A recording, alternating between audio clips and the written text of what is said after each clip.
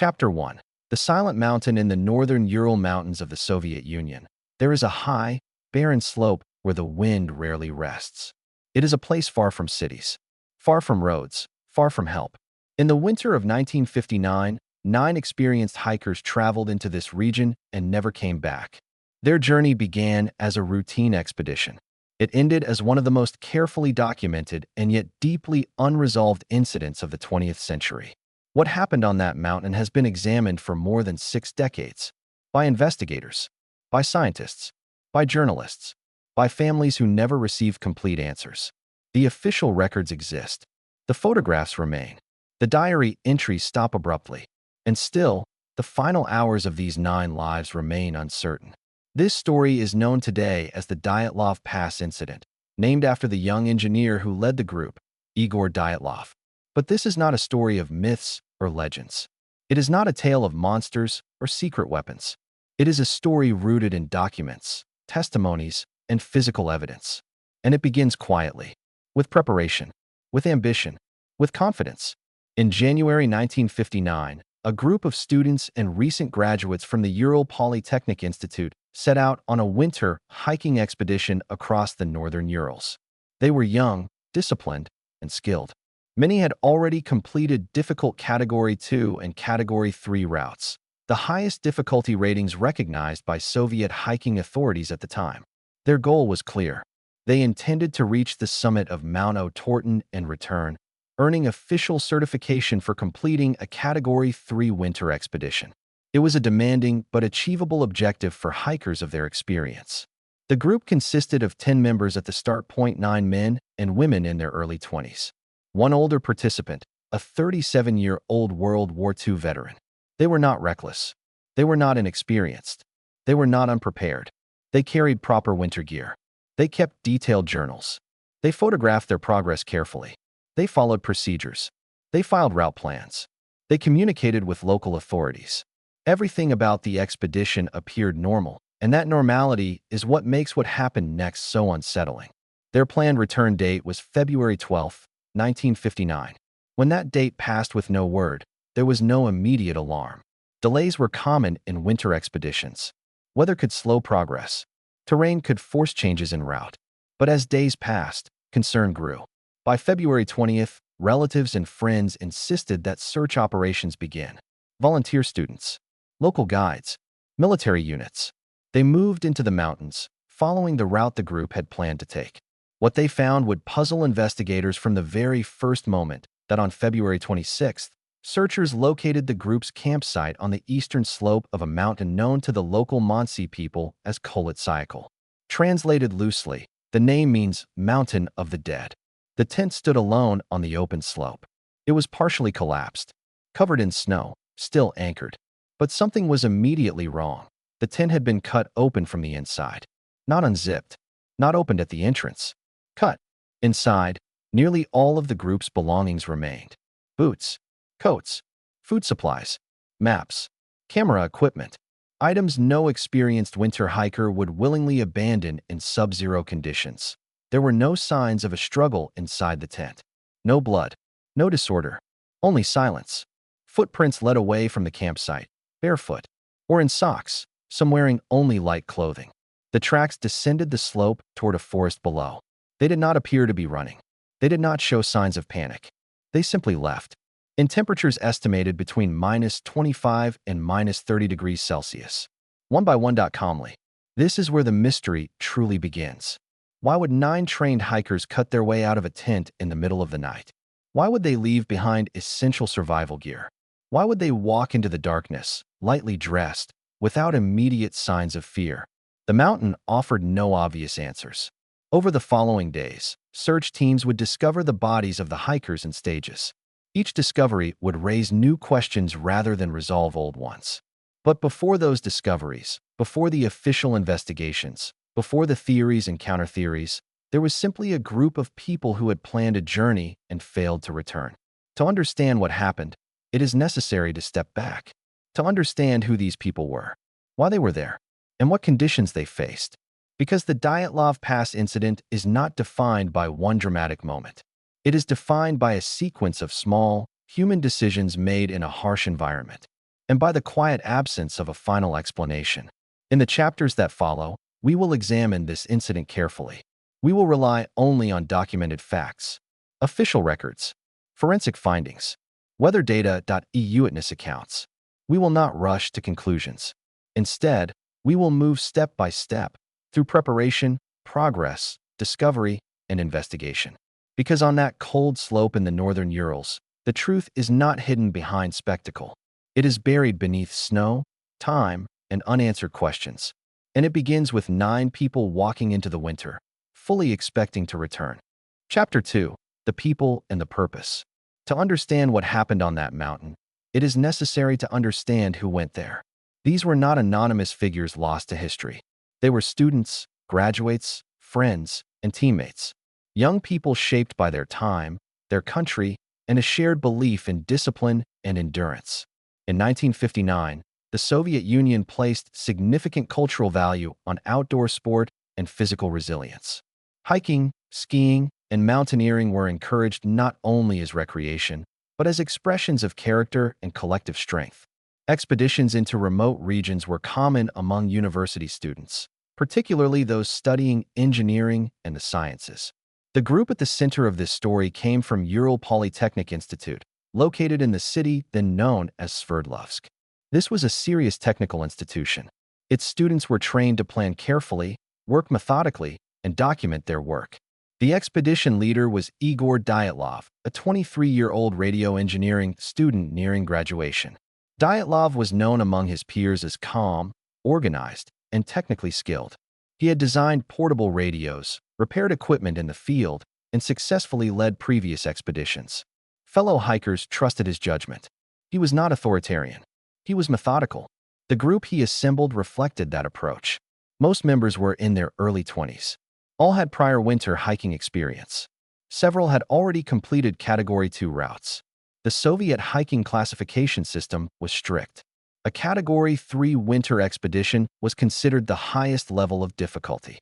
To qualify, participants had to demonstrate endurance, navigation skills, and the ability to survive in extreme conditions for extended periods. This was not a casual trip. Among the group was Zinaida Kolmogorova, a 22-year-old engineering student known for her determination and energy. Her diary entries from the expedition are clear, organized, and optimistic. There was Yuri Doroshenko, physically strong and experienced, and Yuri Krivonischenko, a recent graduate who had previously worked at a nuclear facility but was known socially as cheerful and humorous. Ludmila Dubinina was one of the youngest members, yet among the most disciplined. Her diary shows careful attention to detail and group morale. Rustam Slobodin had already completed several difficult expeditions and was considered physically resilient. Alexander Kolevatov was quiet and analytical, studying nuclear physics at the time. Semyon Zolotaryov, at 37, was the oldest member. A decorated World War II veteran, he had joined the group late and brought additional experience, though he was less familiar with the others. Finally, there was Nikolai Thibault-Brignol, known for his athleticism and strength. At the start of the journey, there was also a 10th participant, Yuri Yudin. Yudin would turn back early due to illness, a decision that would later define the course of his life. He was the last person to see the group alive. Together, these hikers represented a cross-section of motivated, capable young Soviets at the end of the 1950s. They prepared carefully. They studied maps. They filed route documents with the Sverdlovsk Sports Committee. They selected food designed for high-calorie winter travel. Their equipment included skis, heavy wool clothing, padded jackets, felt boots, and tents designed for severe weather. The tent itself was a modified military-style shelter, reinforced and large enough for the entire group. They also carried cameras. This detail matters. Throughout the journey, they documented their progress with photographs, group shots, landscapes, campsites, moments of rest, and humor. These images would later become crucial pieces of evidence, offering a rare, visual timeline of the expedition. The planned route took them by train to the town of Ivdel, then by truck and sled to the edge of inhabited territory. From there, they would ski north into the mountains. Their objective was Mount Otorten, a peak known for harsh weather but not considered technically dangerous for experienced hikers. The region itself was remote. The northern Urals are characterized by long winters, strong winds, and sparse tree cover at higher elevations. Temperatures in January and February routinely fall below -30 degrees Celsius. But the group knew this. They had trained for this. They expected hardship. They did not expect disaster. Their diaries from the early days of the trip show routine challenges, cold mornings, equipment adjustments, jokes shared at camp. There is no indication of fear, urgency, or concern beyond the normal difficulties of winter travel. On January 28, 1959, Yuri turned back due to joint pain and illness. The remaining 9 continued. This moment is often remembered because it marks the final point at which the group's fate could still change. Yudin later recalled that nothing felt wrong. No arguments. No signs of tension. They said goodbye calmly. The 9 skiers moved deeper into the wilderness. Their last known photographs show them smiling, carrying skis across snow-covered terrain, and setting up camp with practiced efficiency. At this stage, nothing separates this expedition from dozens of others conducted every year. There is no warning sign, no ominous moment, only a group of capable people moving steadily toward their goal. In the next chapter, we will follow their route more closely, day by day, using their own words and images to trace the final stages of their journey into the northern Urals. Because before there was mystery, there was movement, and before there was silence, there were voices, recorded carefully in ink and film, unaware of how abruptly they would end. Chapter 3. Into the northern Urals. The journey truly began far from the mountains themselves. In late January of 1959, the group traveled by train from Sverdlovsk to the small industrial town of Ivdel in the northern part of the region. From there, they continued by truck along rough winter roads, moving steadily away from populated areas and into a landscape defined by forest, snow, and isolation. This was the last stretch of travel where schedules mattered. Beyond Ivdel, there were no timetables, no stations, no guarantees. The final settlement on their route was a logging outpost known as Vizhay. It marked the edge of regular human activity. Beyond it lay hundreds of kilometers of wilderness, taiga forests, frozen rivers, and low mountain ridges shaped by wind and cold. Here, the expedition made its final preparations. They redistributed supplies, checked skis and bindings, reviewed their planned route once more. Their destination was Mount Otorten, a peak known among local hikers but rarely visited in winter. Reaching it and returning would qualify the group for the highest certification level in Soviet sport tourism. The plan was ambitious but realistic. From Vizhay, they would ski north along forest trails, gradually gaining elevation. They would establish camps each evening, record weather conditions, and maintain a steady pace designed to conserve energy. Their diaries from these early days reflect routine rather than drama. They wrote about cold mornings, about repairing equipment, about shared meals and jokes. Photographs taken during this period show familiar scenes: skis laid out in the snow, backpacks stacked neatly, group members smiling despite the cold. The images are steady and composed, suggesting confidence rather than strain. On January 28th, the expedition reached a turning point. That morning, Yuri began to feel worse. He had been suffering from joint pain and signs of illness for several days. Continuing deeper into the wilderness would have been risky. After discussion with Dyatlov, made the decision to turn back. It was not dramatic. There was no argument, no sense of foreboding. The group repacked supplies, redistributing some of Yudin's food and equipment among the remaining members. They took photographs together. They said goodbye. Yudin later recalled that nothing seemed unusual. The group was calm, focused, confident in their plan. This moment would later become deeply significant. It was the last time any outsider would see the remaining 9 hikers alive. With Yudin gone, the expedition continued northward. The terrain began to change. Dense forest gave way to thinner tree cover. Wind became more constant. Snowdrifts grew deeper in open areas, forcing the group to expend more energy with each kilometer. Still, this was expected. Their pace slowed slightly, but remained steady. Diary entries show careful navigation and awareness of conditions. There are no notes of panic or disorganization. That on January 31st, the group reached the edge of the forest zone and established a camp near a mountain pass. Here, they made a deliberate decision that demonstrates experience rather than error. They built a temporary storage cache, known as a labaz, where they left excess food and equipment they would not need for the ascent. This was standard practice for expeditions attempting a summit push. The cache was carefully marked. Supplies were protected. Nothing was rushed. From this point on, the group would be lighter and more mobile. The following day, February 1st, 1959, would be their last fully documented day. Weather conditions worsened. Strong winds reduced visibility. Snowfall increased. Navigating became more difficult as landmarks disappeared into white haze. At some point during the day, the group deviated slightly from their intended route. Whether due to weather, fatigue, or navigation error remains uncertain, but such deviations were common in winter travel and usually corrected without serious consequence.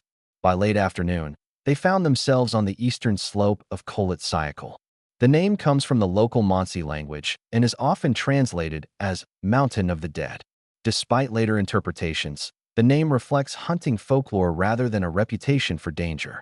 The slope was exposed, above the treeline, open to wind, with limited natural shelter. Under normal circumstances, experienced hikers would descend slightly to camp in the forest, where trees provided protection from wind and cold. Why they did not do so that evening is one of the central questions of the incident. But what matters here is what we know, not what we assume. The evidence shows that the group decided to camp on the slope.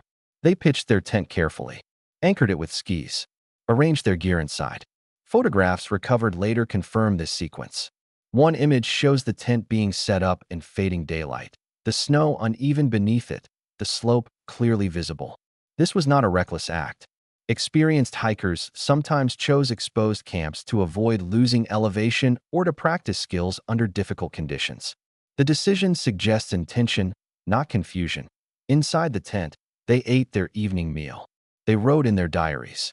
The final entry, written by Dyatlov, is calm and ordinary. It records the day's progress. It mentions the weather. It gives no indication of fear or urgency. There are no final words to NO warnings. No sense of crisis. At some point after nightfall, something changed. What that was, and how quickly it unfolded, remains unknown. There are no more diary entries. No more photographs taken after the tent was fully set. From this moment forward, the story must be reconstructed from physical evidence alone. The snow, the tent, the footprints. In the next chapter, we will examine the campsite itself, the final location where all 9 hikers were together, and the first clues left behind on that silent slope. Because whatever happened next did not erase preparation, discipline, or intent. It interrupted them. Chapter 4. The Final Camp. By the evening of February 1st, 1959, the 9 hikers had reached a point where the landscape offered no easy choices. They were on the eastern slope of Kholat Syakhl, above the treeline, in an open area shaped by wind and snow. The light was fading, visibility was reduced, and temperatures were falling. This was the last place where all 9 members of the expedition were together.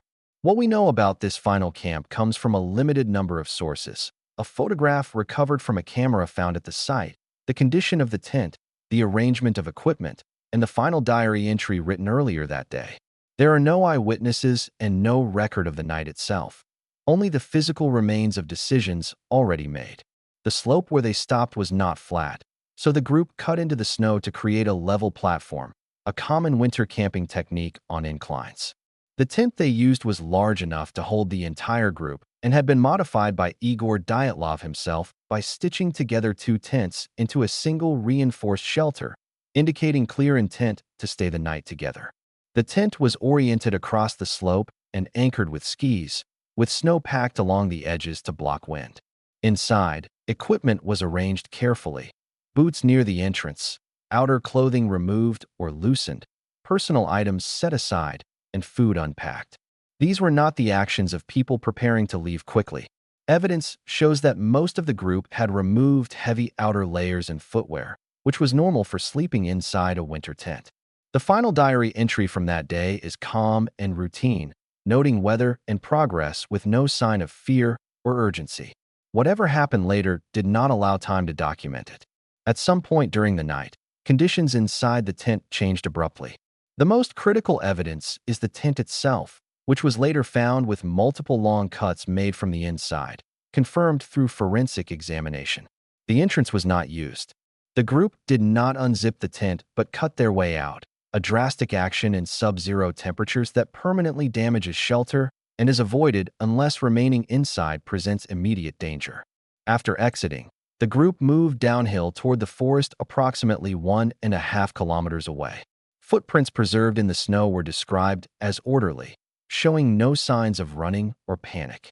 Some were made by bare feet, others by socks, and some by individuals wearing only one boot. The forest below offered shelter, firewood, and protection from wind, making it a rational destination if the tent was perceived as unsafe. Yet the manner of departure remains difficult to explain, as the hikers did not take coats, sleeping bags, flashlights, or spare clothing, all of which were later found inside or near the tent. There is no evidence that they returned to retrieve them. At the campsite, there were no signs of struggle, no blood, and no damage consistent with an external attack. The surrounding snow was undisturbed except for the footprints leading away, suggesting no visible violence occurred inside the shelter. Investigators estimated the group left the tent between late evening and early morning. Weather data indicates strong winds and severe cold throughout the night. There was no confirmed evidence at the time of an avalanche striking the campsite, as searchers found no debris field or clear signs of slope collapse, and the tent, though damaged, was still standing. The scene suggests urgency without chaos, decision without explanation. From this point, the story breaks into fragments, footprints that fade, bodies discovered days and weeks apart, and evidence that often seems to contradict itself. But everything begins here, with a tent on a slope, with cuts in fabric, and with 9 people stepping into the cold night, not running, not screaming, not fighting, but leaving. Chapter 5, Discovery. The search for the Dyatlov group began quietly, driven first by concern rather than alarm. When the expedition failed to return by its planned date of February 12, 1959, organizers initially assumed a delay caused by weather or terrain. Winter expeditions often ran late. But as days passed with no message, no telegram, and no sign of the group, pressure from families and fellow students forced authorities to act. By February 20th, volunteer search teams were assembled, composed primarily of students from the Ural Polytechnic Institute, local hikers, and guides familiar with the region. Soon after, military units joined the effort, bringing aircraft and additional manpower. The search followed the route the group had officially registered before departure, moving steadily north through forest and over mountain passes. On February 26th, nearly 3 weeks after the group's last recorded activity, searchers made their first major discovery. On the eastern slope of Kolet Cycle, they spotted the expedition tent. It stood alone on the open mountainside, partially collapsed and dusted with snow, but still upright. From a distance, nothing immediately suggested catastrophe. But as searchers approached, details emerged that changed the tone of the operation entirely. The tent was damaged. Long slashes were visible in the fabric, clearly cut rather than torn. When investigators examined the material more closely, they determined that the cuts had been made from the inside. Inside the tent, almost all of the group's belongings remained. Heavy winter jackets, boots, hats, gloves, sleeping bags, food supplies, maps, cameras, money, passports, items essential for survival in sub-zero temperatures had been left behind. The interior showed no signs of a struggle. Gear was not scattered violently. Nothing appeared ransacked or destroyed. The scene suggested sudden departure rather than chaos. Outside the tent, searchers found footprints preserved in the snow. The tracks led downhill toward the forest, approximately 1.5 kilometers away. Investigators noted that the footprints were relatively orderly and evenly spaced. They did not indicate running or panic. Some impressions were clearly made by bare feet, others by feet in socks. A few showed the outline of a single boot. This detail was immediately troubling. Experienced winter hikers did not abandon footwear unless forced to do so under extreme circumstances. The direction of the tracks suggested intent. The group had moved away from the tent deliberately toward the tree line, where shelter and firewood would have been available. Search teams followed the trail cautiously, aware now that they were no longer looking for survivors. As they descended into the forest, the terrain became denser and more protected from the wind. Near the edge of the trees, beneath a large cedar, the first bodies were found. Two of the hikers lay near the remains of a small campfire. Their clothing was minimal and inappropriate for the conditions. Branches on the cedar tree were broken high above the ground, suggesting that someone had climbed it, possibly to look back toward the tent or to gather dry wood. The bodies showed no external wounds consistent with violence. The apparent cause of death, based on initial examination, was hypothermia. Over the following days, additional bodies were discovered along the route between the forest and the tent, positioned as though they had attempted to return uphill. Each discovery raised new questions. Why had the group split? Why had some attempted to go back while others remained below? Why had none returned to the tent, where safety and supplies were available? At this stage, investigators focused on exposure as the primary cause of death, but inconsistencies were already emerging. The condition of the campsite, the manner of departure, and the distribution of bodies did not align with any single, simple explanation. What began as a search and rescue operation had become a complex forensic investigation. The mountain had given up its first answers, but each answer created new uncertainty. Chapter 6: The Forest Below. As the search continued into March of 1959, it became clear that the story was not yet complete. 5 of the 9 hikers had been found, but 4 remained unaccounted for. The assumption at the time was that they were buried deeper in the snow, possibly carried into lower terrain by wind or gradual accumulation. Search efforts expanded, focusing on the forested areas below the tent and along the ravines that cut through the slope. Snowfall during the intervening weeks had been heavy, obscuring tracks and altering the landscape, making progress slow and uncertain. Investigators returned repeatedly to the area near the cedar tree, studying the terrain carefully. About 75 meters deeper into the forest, beyond the initial campsite, a ravine descended into a narrow stream bed. This area would become the final focus of the search. On May 4, 1959, as snow began to melt, searchers uncovered the remaining 4 bodies in this ravine. They were found beneath several meters of compacted snow, lying in waterlogged conditions. Their positions suggested they had fallen or descended into the ravine and been unable to escape. Unlike the first 5 victims, these 4 were more fully clothed, wearing layered garments that in some cases belonged to other members of the group. This indicated that clothing had been redistributed after the initial deaths, a known survival behavior in extreme cold. However, the injuries observed on these bodies were different and immediately drew attention. Several of the hikers had sustained severe internal trauma: fractured ribs, a fractured skull, injuries described by forensic examiners as comparable to the force of a high-impact collision. Yet there were no corresponding external wounds that would normally accompany such trauma. No significant lacerations, no signs of a physical assault. The skin remained largely intact. One of the victims was missing soft tissue from the face, including the tongue and parts of the lips. At the time, this was noted without speculation, as the body had been submerged in running water and exposed to scavenging and decomposition for weeks. Forensic reports did not attribute these losses to violence. The ravine itself showed no evidence of a struggle. There were no signs of an avalanche path or a massive collapse of snow. The trees and terrain appeared undisturbed. The injuries raised immediate questions among investigators. How could such force be applied without external damage?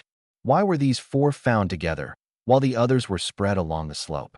The official investigation concluded that the injuries were sustained prior to death and were not inflicted by another person. Hypothermia remained a contributing factor, but not the sole explanation for all fatalities. At this point, the case began to move beyond a straightforward exposure scenario.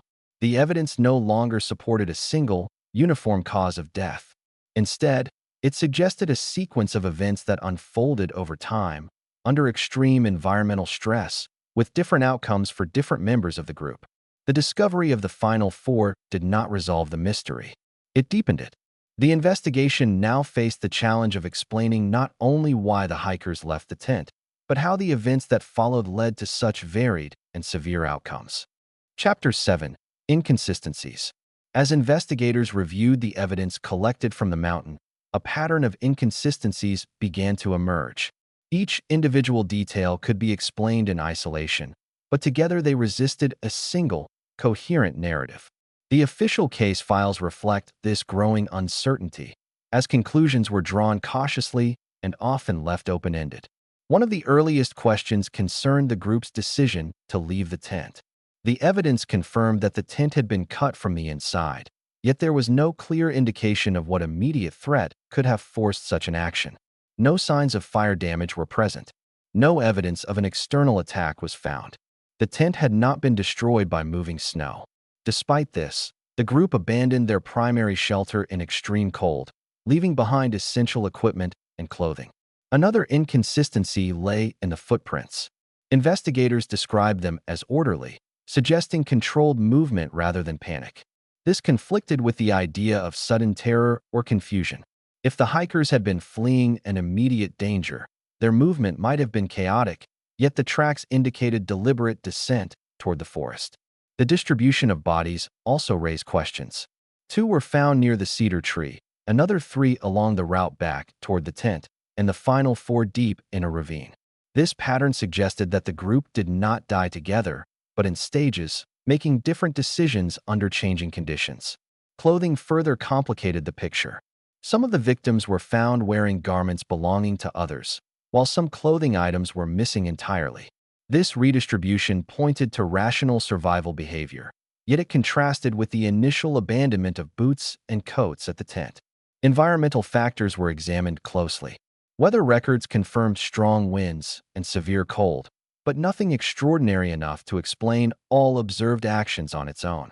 The slope angle where the tent was pitched was measured and found to be relatively moderate.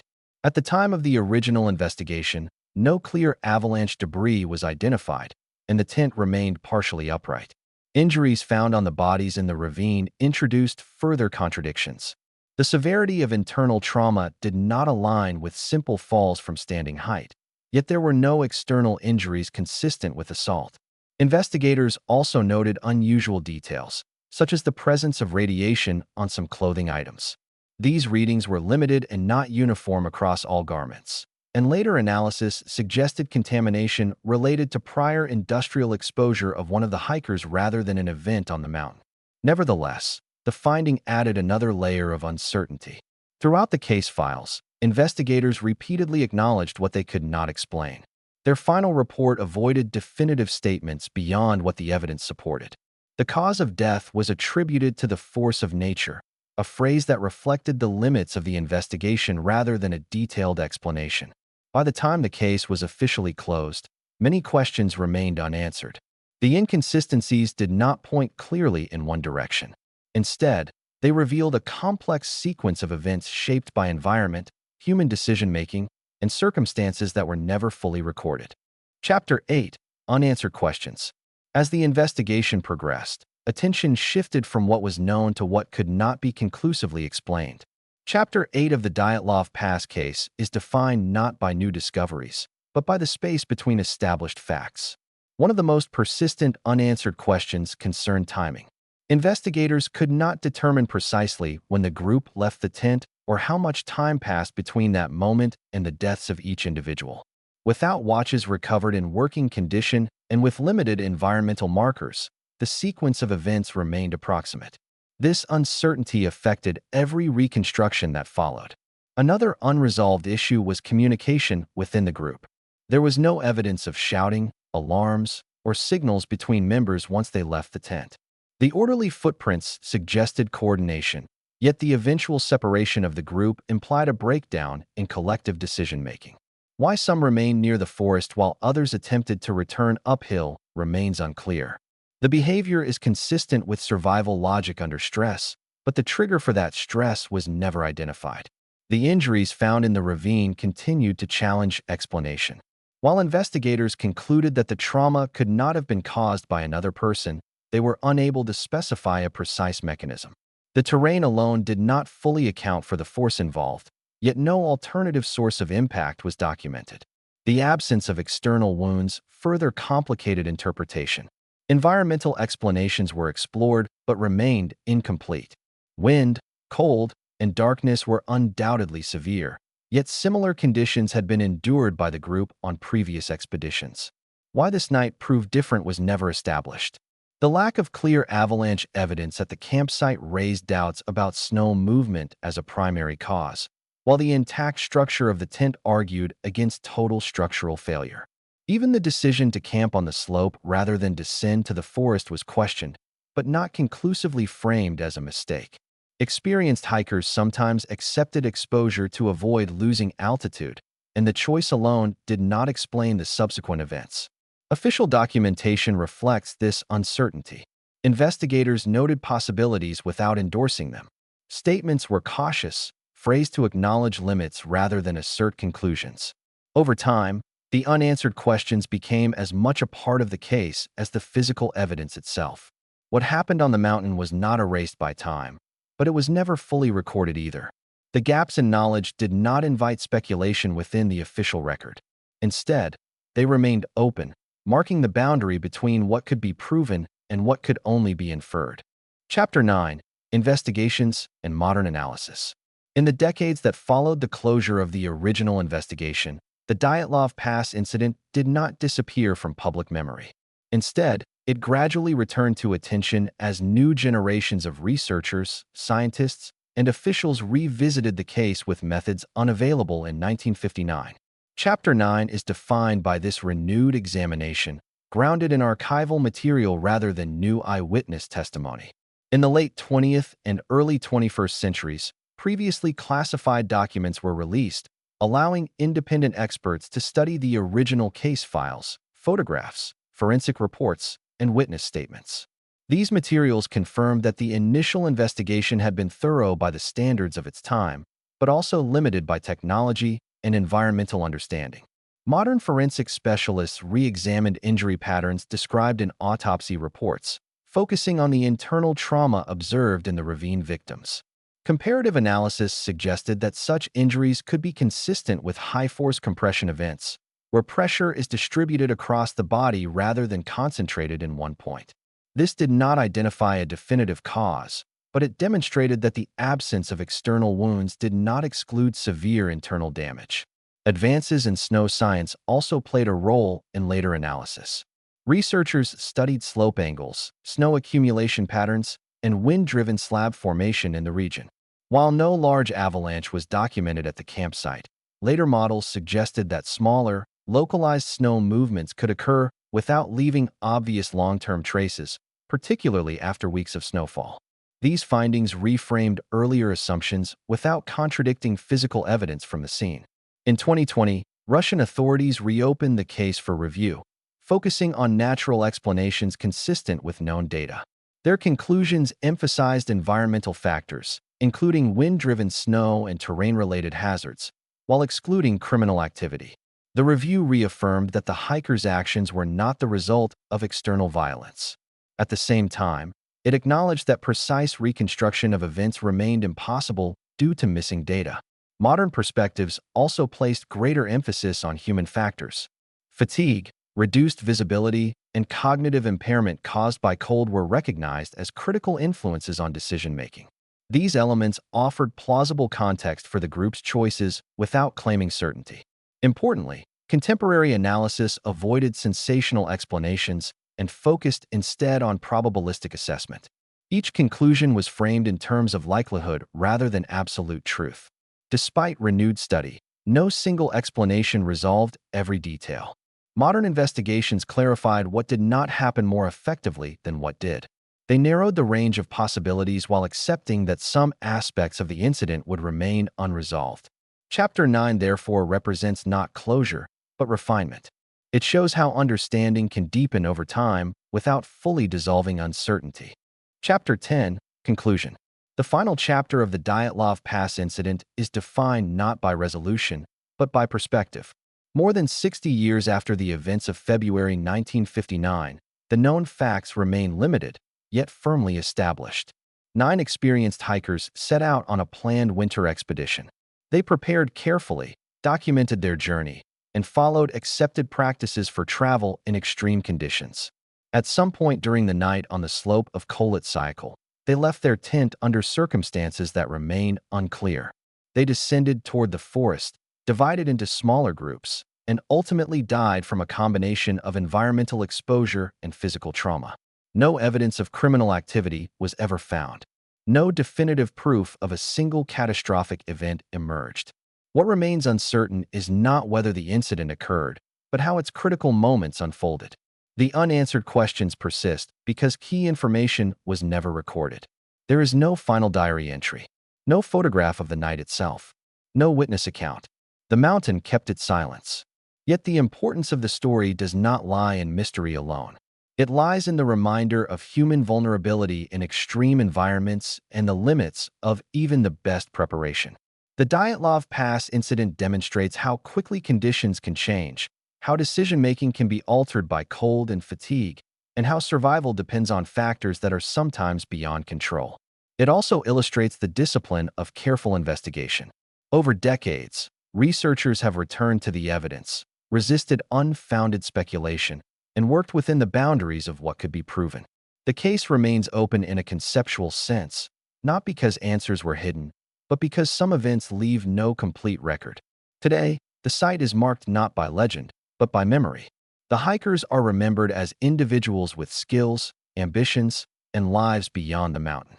Their story endures because it is grounded in reality, shaped by environment, and defined by restraint rather than exaggeration. In the end, the Dyatlov Pass incident matters not for what it invites us to imagine, but for what it teaches us to respect: the power of nature, the complexity of human behavior under stress, and the humility required when certainty is no longer possible.